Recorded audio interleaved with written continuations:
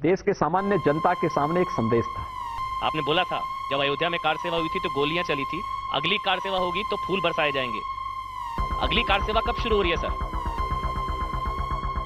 देखिए, मैं कह रहा हूं ना, हम हमेशा कार सेवा ही कर रहे हैं। जनता की सेवा के लिए, प्रदेश के उत्थान के लिए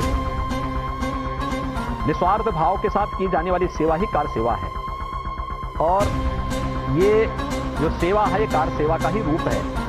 जब हम कांवड़ यात्रा में पुष्प वर्षा करते हैं, जब हम दीपोत्सव के आयोजन में पुष्प वर्षा करते हैं, जब बरसाना की रंगोत्सव में पुष्प वर्षा करते हैं, जब देव दीपावली, काशी की देव दीपावली पे पुष्प वर्षा करते हैं, जब प्रयागराज के कुंभ में और प्रयागराज के माघ मेले में पुष्प वर्षा होती है, तो पुष्प वर्षा कार सेवा का ही प्रतीक है और उन्हें सम्मानित करने का प्रतीक है, और यही हमारी कार सेवा है। लेकिन राम भक्तों पर गोलियां तो अयोध्या में कार सेवा के दौरान चली थी ना, तो योगी जी मथुरा काशी से आपके बयान को मैं ना वो दौर गया ना।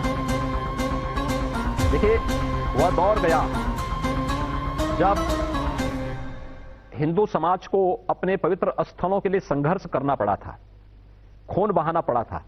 आज इसकी आवश्यकता ही नहीं।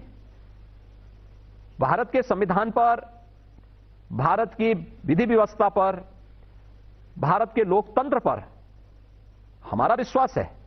तो जो विधि सम्मत होगा, जो संवैधानिक होगा, जो लोकतांत्रिक होगा, उस पद्धति से हम लोग इस कार्यक्रम को आगे बढ़ा रहे हैं। और अयोध्या में श्री राम जन्मभूमि पर भगवान राम के भव्य मंदिर का निर्माण, उसी संवैधानिक दायरे के अधीन ये सब कार्यक्रम आगे बढ़ा है।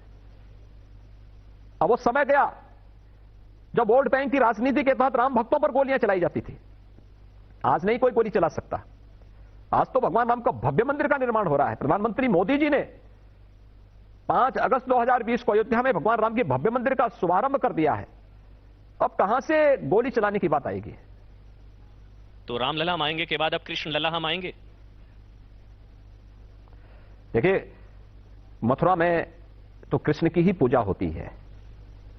मुझे लगता है जो मथुरा नहीं गया होगा, मैं तो हर साल 2, 3, 4 बार जाता हूं। हमने ब्रज तीर्थ विकास परिषद का गठन किया है।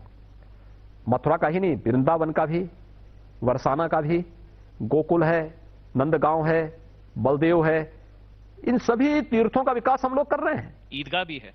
और वहां पर जब मैं जाता हूं तो वहां पर भगवान कृष्ण की ही पूजा करके आता हूं, राधा रानी की उपासना करके आता हूं।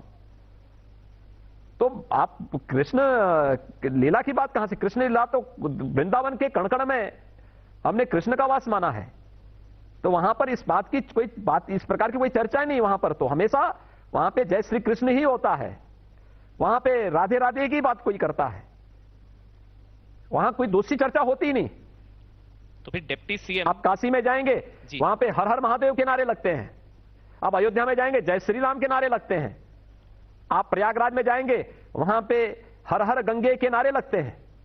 यही उत्तर प्रदेश है। तो फिर उप मुख्यमंत्री केशव प्रसाद मौर्य किस तरफ इशारा कर रहे थे जब कह रहे थे कि काशी जारी है, मथुरा की आगे बारी है? देखिए, विकास से जुड़ी हुई बात हो सकती है। मेरी इस पे चर्चा नहीं हुई, लेकिन मुझे लगता है विकास से जुड़ी हुई बात हो सकती है कि मथुरा, अयोध्या, मथुरा, काशी, प्रयागराज, विंध्यवासिनी धाम और अन्य सभी तीर्थों का 700 ऐसे प्रमुख तीर्थों का हम लोगों ने प्रदेश में विगत 5 वर्ष के दौरान विकास किया है। ये उसी का पार्ट है।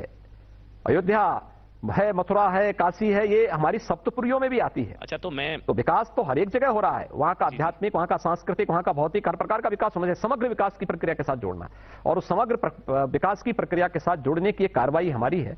और उसके बाद अगर एक जगह हमने कुंभ के समय प्रयागराज का समग्र विकास किया, प्रधानमंत्री मोदी जी के नेतृत्व में काशी आज नए कलेवर और नई काया के साथ विश्व पटल पर छा रही है। अयोध्या समग्र विकास की दिशा में आगे बढ़ रही है। उप मुख्यमंत्री ये कह रहे थे कि काशी में विकास जारी है, मथुरा में आगे विकास की बारी है, या वो काशी में ज्ञानवापी मस्जिद? हाँ, विकास नहीं, देखिए, विकास की प्रक्रिया का ये सब पार्ट है। विकास की प्रक्रिया को लेकर के हम आगे बढ़ रहे हैं। क्योंकि इसको लेकर शफीकुर रहमान बर्क, समाजवादी पार्टी के सांसद, उनका स्टेटमेंट आ गया है। वो कह रहे हैं कि हम 40 करोड़ हैं, कमजोर ना समझे, सड़कों पर उतर जाएंगे अगर काशी मथुरा की बात करेंगे तो। देखिए, उत्तर प्रदेश में वे दिन गए जब कोई इस प्रकार की धमकी देता था और सड़कों पर उतर करके और बाधित व्यवस्था को बाधित कर देंगे। उन्हें मालूम है कि आज सार्वजनिक संपत्ति को कोई नुकसान पहुंचाएगा तो 7 पीढ़ियां भूल जाएंगी फिर दंगा फसाद करने में। क्योंकि उसकी भरपाई करते करते 7 पीढ़ियां बीत जाएंगी। इसलिए ये शकीकुर रहमान बर्क ये वही सज्जन हैं जिन्होंने तालिबान का समर्थन किया था और ये समाजवादी पार्टी का चेहरा है।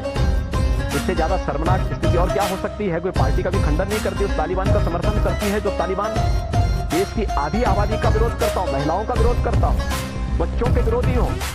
सभ्य समाज में इस प्रकार के वक्तव्य तो आप इस प्रकार के लोगों को गंभीरता से देते हैं, मुझे लगता है नहीं दिया जाना चाहिए।